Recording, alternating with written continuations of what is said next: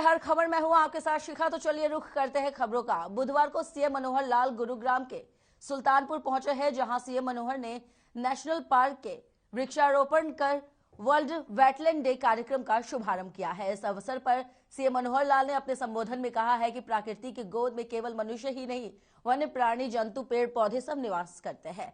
हमें प्रकृति का विशेष ख्याल रखना चाहिए। उन्होंने ये भी कहा है कि हरियाणा के 2 वेटलैंड पर हजारों पक्षी आते हैं। केवल सुल्तानपुर में 100 से अधिक प्रजाति के 50,000 पक्षियों का हर साल आगमन है। वहीं भिंडावास में भी लगभग 80 के करीब प्रजाति 40,000 पक्षी आते हैं। मुख्यमंत्री आगे ये भी कहते हैं कि इन दोनों लेक के आसपास के इलाके में होम स्टे पॉलिसी के तहत विकसित करेंगे। वहीं हम आपको बता दें कि उन्होंने ये भी कहा कि 75 साल से अधिक आयु के पेड़ के संरक्षण को पेंशन दी जाती है और ऐसा करने वाला हरियाणा देश का पहला राज्य है। वहीं इस मौके पर केंद्रीय पर्यावरण मंत्री भूपेंद्र सिंह यादव भी यहां मौजूद दिखे। रूप में स्वेच्छा से काम करेंगे। आज ये एक ऐसा दिवस है,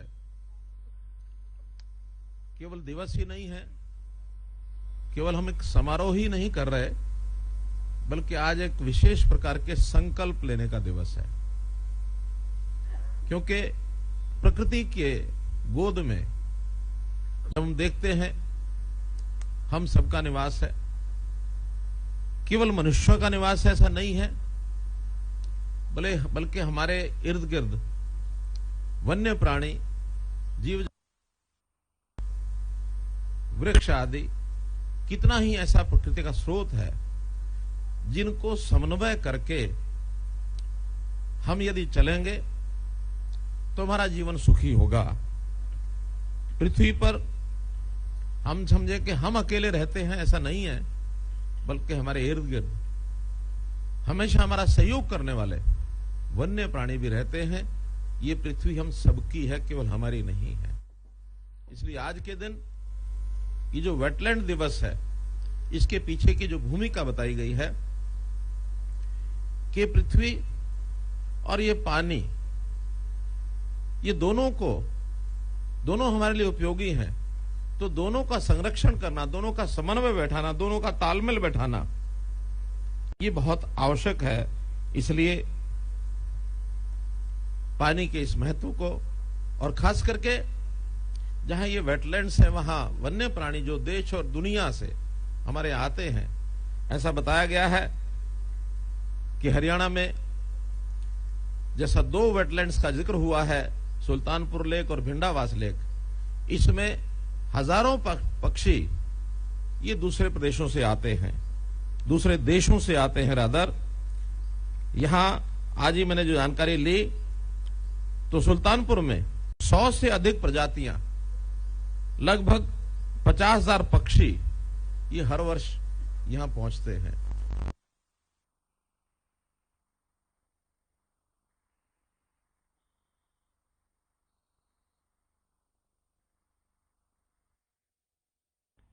वहीं संसद में मोदी सरकार का 10वां आम बजट पेश हुआ है। आपको बता दें कि वर्ष 2022 से 23 के बजट सत्र की पर्यावरण मंत्री कंवरपाल गुजराल ने केंद्रीय बजट की प्रशंसा की है। मंत्री ने कहा है कि हरियाणा में फार्म टूरिज्म और होम स्टे में पर्यटन की अपार संभावनाएं हैं। हम आपको बता दें कि उन्होंने शीघ्र ही इस सेक्टर से संबंधित नए कार्यक्रम देखने को मिलेंगे। उन्होंने ये भी कहा कि सरकार के फैसले के अनुसार शिक्षण संस्थानों में 1 फरवरी से 10 से 12वीं कक्षा के लिए स्कूल खोले गए। झज्जर जिला के भिंडावास वन्य जीव अभयारण्य की प्रशंसा करते हुए मंत्री ने कहा है कि आने वाले समय में ये एक अच्छे पर्यटन स्थल के रूप में विकसित होगा। ये 5 पेड़ होते पिछो भाई पिछो कि अभी जो मैंने खुले हैं 10वीं 11वीं 12वीं वो सारे बच्चे वैक्सीनेट हो चुके हैं। अभी ये किस प्रकार का हमारा वो जो हमने खोला है, इसके क्या परिणाम रहेंगे, किस प्रकार का रहेगा सारा उसको देख के, जैसे जैसे सुरक्षा की दृष्टि से हम देख के ना जो विशेषज्ञों की राय होगी उसके हिसाब से हम आगे स्कूल खोल लेंगे। बजट अच्छा पेश हुआ और प्रगति वाला बजट है।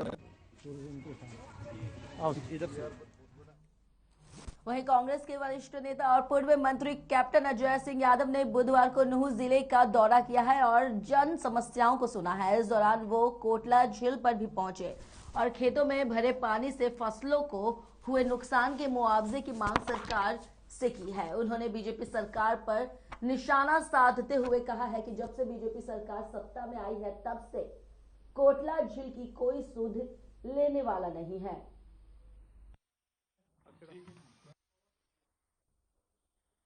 इसमें किसानों के लिए कुछ नहीं है, छोटे व्यापारियों के लिए कुछ नहीं है, गरीब आदमी उनके लिए कुछ नहीं है, और जो कोविड में जिन लोगों की मौत हुई थी उसके बारे में सरकार का कोई संदेश नहीं है।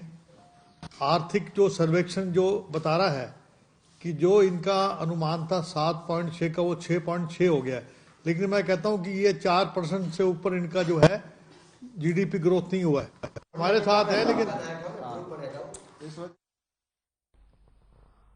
वहीं पूर्व मंत्री तो शाम से विधायक किरण चौधरी ने कहा है कि भिवानी के बंसीलाल विश्वविद्यालय के कैलेंडर से हरियाणा निर्मात कहे जाने वाले पूर्व मुख्यमंत्री बंसीलाल की फोटो हटाना निंदनीय है। कैलेंडर से बंसीलाल की फोटो हटाकर प्रदेश सरकार ने अपनी औच्छिक मानसिकता का यहां परिचय दिया है। आपको बता दें कि बंसीलाल विश्वविद्यालय में फोटो हटाने को लेकर काफी यहां बवाल देखने को मिला है।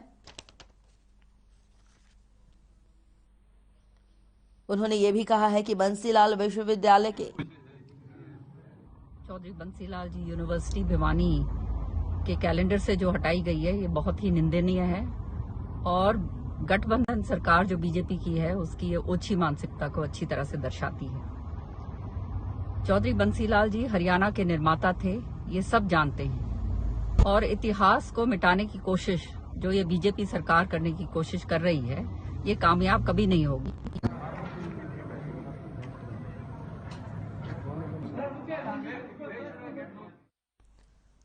वहीं कुरुक्षेत्र में भारतीय किसान यूनियन की एक अहम राज्य स्तरीय बैठक जाट धर्मशाला में भाकियू के राष्ट्रीय अध्यक्ष गुरनाम सिंह चढ़ूनी की अध्यक्षता में हुई है, जिसमें हरियाणा प्रदेश के सभी जिलों के पदाधिकारी उपस्थित दिखे।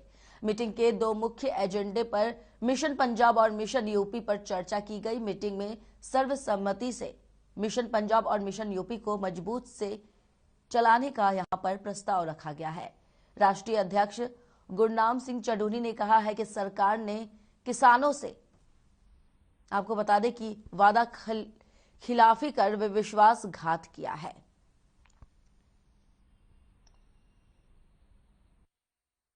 हरियाणा प्रदेश की मीटिंग थी और आज जो है वो एक तो पंजाब के बारे में फैसला लिया है कि वहां पे हम 10 सीटों पे चुनाव लड़ रहे हैं संयुक्त संघर्ष पार्टी की तरफ से, और संयुक्त समाज मोर्चे से हमारा समझौता है।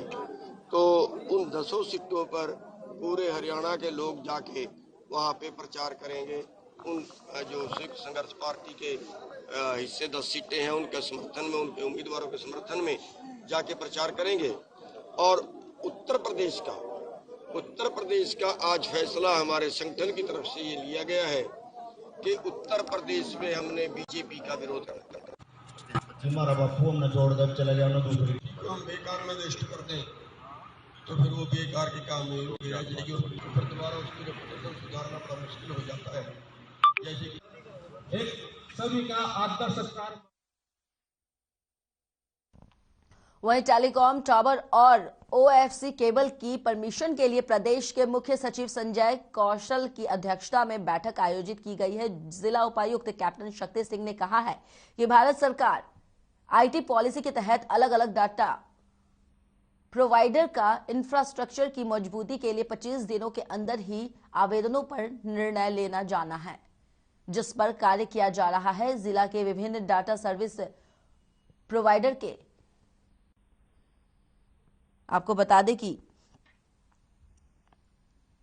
उन्होंने ये भी कहा है कि 24 दिन के अंदर आवेदन लंबित है, जिसमें 2 हफ्ते के अंदर की जो आईटी पॉलिसी है उसके तहत जो डाटा प्रोवाइडर हैं, सर्विस प्रोवाइडर्स हैं अलग अलग, उनको उनके इंफ्रास्ट्रक्चर को बनाने के लिए, चाहे वो टावर्स हैं, चाहे वो अंडरग्राउंड केबल्स हैं, डालने के लिए विशेष फैसिलिटेशन किया गया है और विद इन 45 डेज उनके एप्लीकेशन पर निर्णय किया जाना होता है।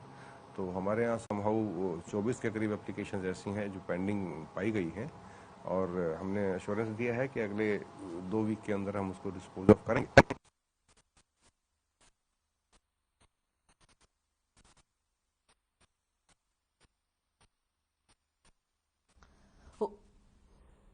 वहीं अगली खबर नूंह से है, जहां पलवल रोड पर जिला कारागार निर्माण कार्य पूरा किया गया है, जिसके बाद एडीजी अशोक कुमार राय ने जिला कारागार का निरीक्षण किया। आपको बता दें कि जिला कारागार 47 करोड़ 86 लाख की लागत से बनाया गया है। ये नूंह पलवल रोड स्थित जिला लघु सचिव और जिला न्यायिक परिसर से कुछ ही दूरी पर है। आपको ये भी बता दें कि नूंह जिला कारागार में 886 कैदियों को रखने की क्षमता होगी। जेल में कैदियों के लिए 12 बैरक बनाए गए हैं।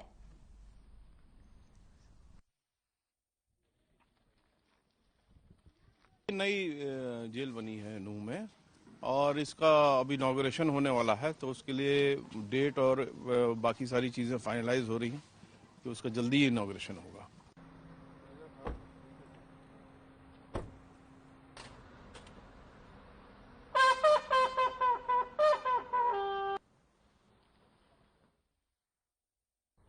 वहीं एसडीएम मनीष कुमार फोगाट ने उप मंडल परिसर कार्यालय में अधिकारियों के साथ बैठक की है और क्षेत्र में चल रहे विकास कार्यों के प्रगति रिपोर्ट तलब करते हुए समीक्षा की है।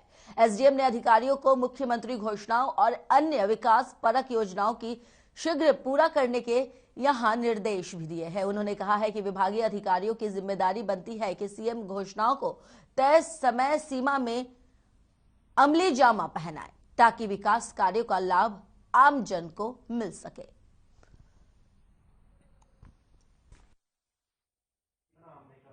इतना ये पेंडिंग है, इस वजह से मोबाइल फिजिबल थी, नॉन फिजिबल थी, अब इतनी कंप्लीट हो चुकी है और इतने दिन में हम कर देंगे। अप्लाई कर दिया मेरे तो 12 ही।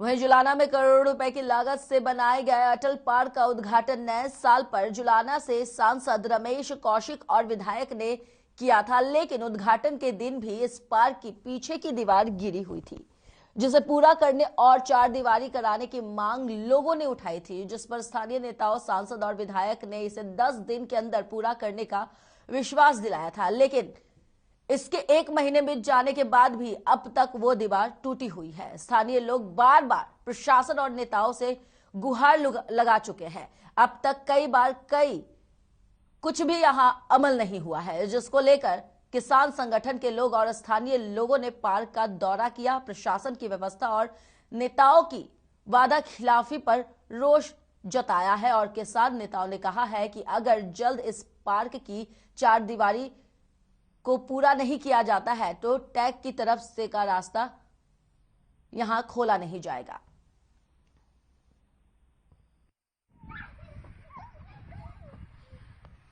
ये जो सरकार है, दो मुहैया सरकार है, ये झूठे वादे कर करके दुनिया गुमराह कर रही है। इस पार्क का उद्घाटन करते समय एमपी और विधायक साहब दोनों जोर शोर से चला रहे थे, यहाँ पे हमने ये कर दिया वो कर दिया। ये पूरा काम होने से पहले उद्घाटन कर दिया इसका, और उस दिन जनता ने बोला था कि इसकी दीवार ये कंप्लीट नहीं हुई है जी। विधायक साहब ने बोला था 10-15 दिन के अंदर अंदर ये काम पूरा हो जाएगा। अब यहाँ छोटे बच्चे खेलते हैं, बच्चा खेलता खेलता कोई भागता भागता इसमें गिर जाए तो ये पीछे होद है, इसमें कोई दुर्घटना हो सकती है।